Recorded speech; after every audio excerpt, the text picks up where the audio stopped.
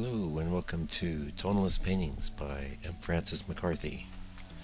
This is your painter in residence, M. Francis McCarthy, and the painting we are doing today is called By the Stream, and this is an 8 by 8 inch painting.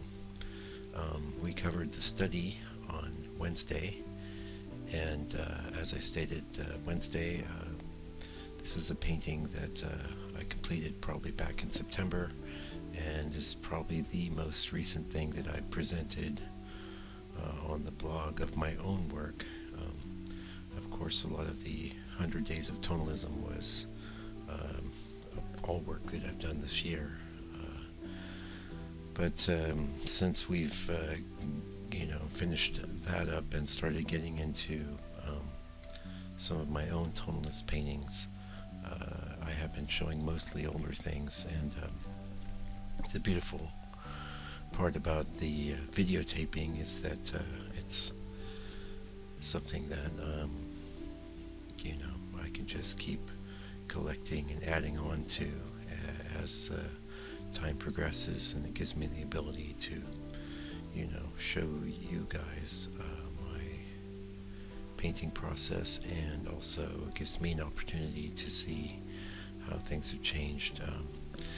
Granted, it really hasn't changed that much in 2 years, but you'd be surprised if you go to some of my other blogs, which are not hard to find. There's one, Michael Francis McCarthy, on Blogspot, or Blogger, Google Blogger. You see quite a lot of my older work, including the repainting that I went through in the process of, my own evolution, and being able to see things in my work that I'd missed. And that's always a given. At least it's a given now, that as you progress, you'll be able to see both the good and the bad things of the work you did in the past. But one thing that's pretty consistent, I think, is the things that you knew were your high water marks. They pretty much remain your high water marks. It's paintings that weren't really hitting that highest level, which is just inevitable. I mean, especially if you work a lot, not everything you do is going to be an A+ all the time, or in my feeling, you're really not working very hard. I mean, you're going to have pieces that stand out, and that's just how it is for everyone. But overall, the quality of your output should be improving all the time, especially as you're able to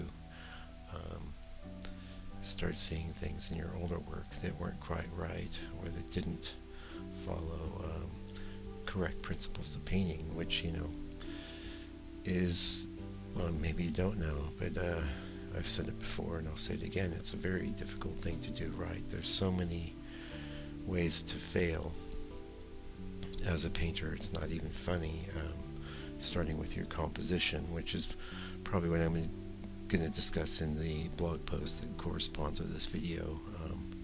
For today, I'm going to talk about composition. That's the first place you can fail, and there's so many compositions that work well, but there's a lot of things that don't work, and it's very easy to not see these things, especially if you're working with photo reference, and it looks okay in the photo. You keep telling yourself things like that, but of all of the areas that I feel that I've improved, I'd have to say composition would be number one.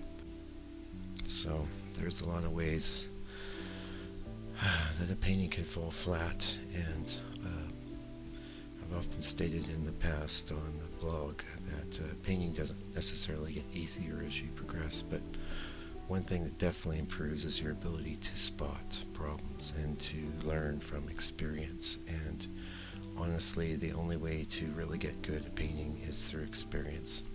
You can watch a million videos like this, and you can buy a million books, and you can take all these courses from different teachers, and you can talk about painting till you're blue in the face, or go to museums, but if you want to succeed as a painter, the only way that you can do that is by doing a lot of paintings. And inevitably some of those paintings are not going to be as good as others, and that's just the way it is. As a matter of fact, if the painting's truly terrible, I totally encourage people to just take it outside, stomp on it, break it into pieces. And you would want to do that so that you don't walk into someone's lovely home or apartment one day and see your painting up in their wall because it was fished out of the trash can and taken to the local Goodwill, and they bought it there, or heaven help us, they're the ones that actually dug it out of the trash can. These things happen, so I don't have that many paintings that I've had to destroy. There's about one or two a year, I'd say, that I just get pretty disgusted with. But as I go through my collection of paintings that haven't been sold or that have been around for a while, sometimes I'll take a crack at repainting, and that's something I've covered extensively in my previous blog if you're interested in that. I don't do as much of that as I used to because, again, I'm learning pardon me, more and more all the time about what's going to work and what isn't seriously going to work. And that's at the same time, of course, as taking on new and different types of subjects that are still landscape subjects. Like I talked a little bit earlier in the week about doing, I just recently did a study. It's just some light breaking through the bush, and there's a path there. But what's interesting about that painting is the way that the light's hitting the ground and the colors that I've used in the painting. And I think it's going to be, when I do it, well, I'm real happy with the study, but when I do it larger, that's going to be pretty awesome too. Anyway, I think we're going to get pretty close to the end of this video soon. I just realized that I need to do a little bit of extra trimming on it, so if there's a little bit of silence at the end, hopefully you guys will bear with that. And thank you for joining us on Saturday. Let's give you the date here. This is, I believe it's the 19th down here in New Zealand of December 2015. And we'll be back next week, which is going to be Wednesday. Most likely Wednesday. We've been pretty regular with that, and that's going to be the 23rd. So we've got about 3 more blog posts for the year, and I notice a lot of you guys are coming to the blog, and I really appreciate it, and I plan on keeping this up for a while. So anyway, thanks for joining me, and we'll see you Wednesday. Meanwhile, take good care and stay out of trouble.